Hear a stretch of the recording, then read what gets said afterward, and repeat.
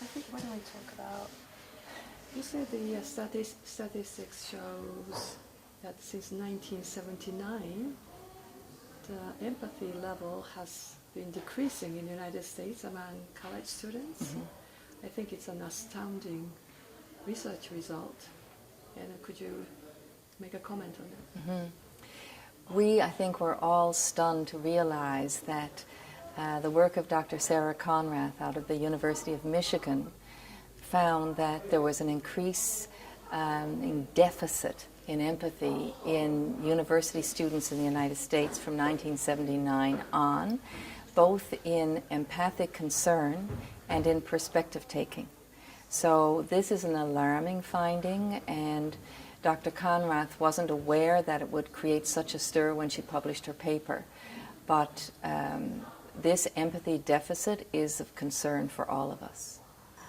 What does she think it has caused it? It's causing it. She's very careful not to attribute any one causal factor, but her guess is that the way we live our lives, a lot in relationship to screens rather than one another, could be part of the problem. So the development of technology such as internet is not really serving for the happiness of the people? Well, this is not me speaking for Dr. Conrath, it's me speaking to your point. And I think we have to be so careful with the development technology that it doesn't eclipse our humanity, because it's very seductive to prize ourselves with the sophistication of our technology. But if we fail to be able to find one another on a one-to-one, yet we can reach the masses through technology, I think we're a failed society. Yes, I understand. So if we can get infants, get them started in participating in Seeds of Empathy from starting age 3, it is ideal. But if you are 35, 45 already, what can we do? If we're already an adult and we want to increase our empathic awareness and interactions with one another, I think it requires a sort of a focusing on the other, to intentionally try to understand another person's perspective, their point of view, as well as to try to understand what they might be feeling. But the first step is to understand ourselves, to be able to know what our own feelings are, to attribute names to them, and then to be able to converse with the other. That's really the baby steps of this. So, and it is said that Roots of Empathy is disruptive innovation. That is, in traditional school training, the goal is to establish academic success, and therefore that we are trained to believe academic success is linked to someone's happiness and success.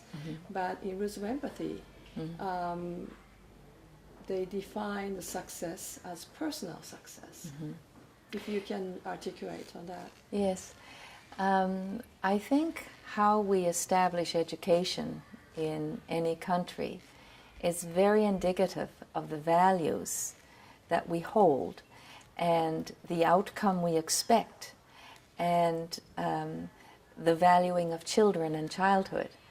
And I agree with you that Roots of Empathy is a disruptive innovation. It's an innovation because it's suggesting that children's social and emotional lives and their emotional literacy is equally as important as their traditional literacy and all of the learnings that we measure in school.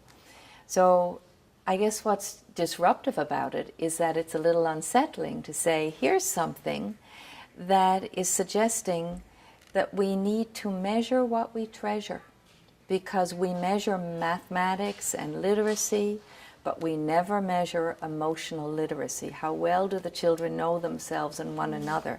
What is their ability to have social and emotional competence? Because if we don't know how to be in relationship with one another, if we can't find peace in ourselves, we cannot be personally happy. We may be publicly useful, but a full person needs to be personally happy. So I guess we are a disruptive innovation. Mm-hmm.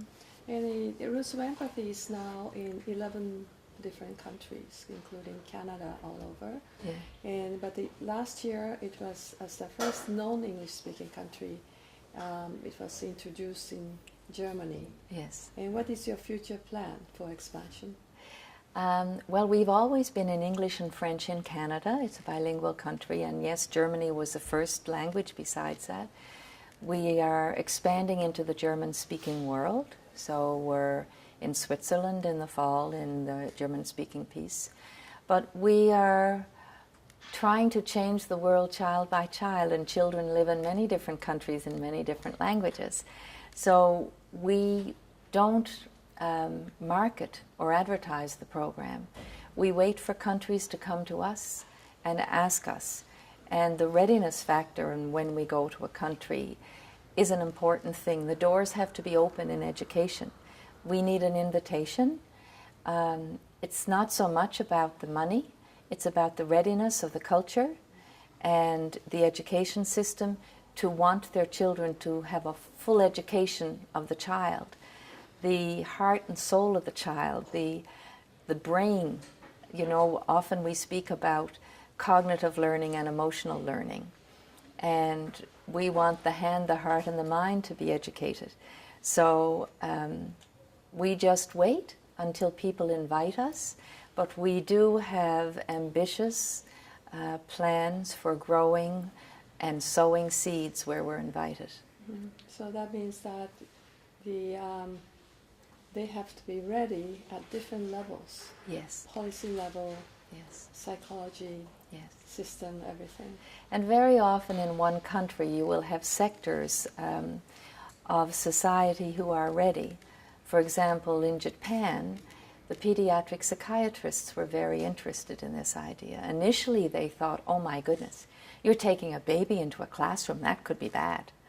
But on coming to Toronto and studying the circumstances of this, they found it a very positive thing.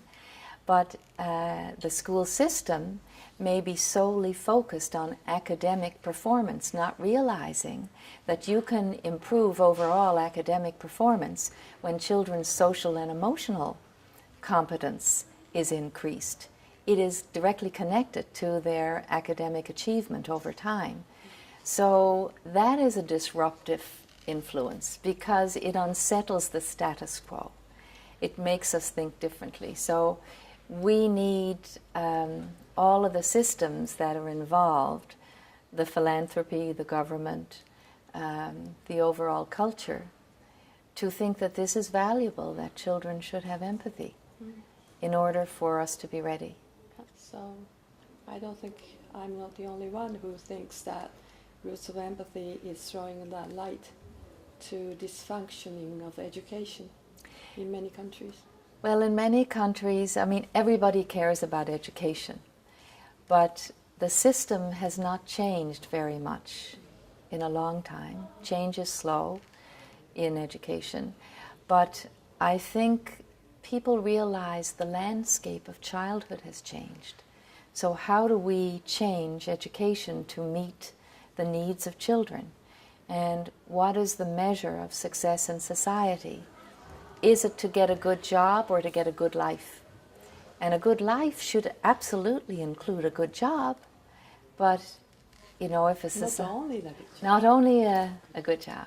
The Akachan deserve the very best. Okay, thank you very much. My pleasure.